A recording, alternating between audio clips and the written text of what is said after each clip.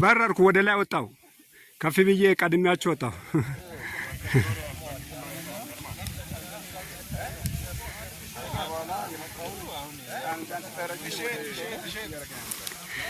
በጣም የሚገርም ነው እንግዲህ በጣም የሚገርም አንዷ ዛላ 90 ተቆጥራለች አንዷ ዛላ የሚገርም ነው አንዷ የስንዴ በክላስተር የተዘራ የስንዴ ዘር ፍሬ አንዷ 90 ተቆጥራለች እንግዲህ በተግባር የሚታይ ለውጥ ነው ከአንዷ ሲንግል ፍሬ ላይ ነው 90 የተቆጠረችው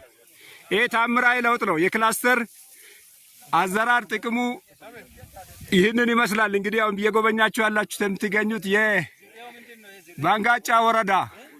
ፋንዲዴ ቀበሌ ላይ ቱማ ክላስተር ነው 116 ሄክታር ማሳ ላይ በክላስተሪንግ የተዘራ ማሳ ነው እየጎበኛችሁ የምትገኙት እንኳን በሰላም መጣችሁ እንግዶቻችን ብለናል ሁሉም ወጆ ነው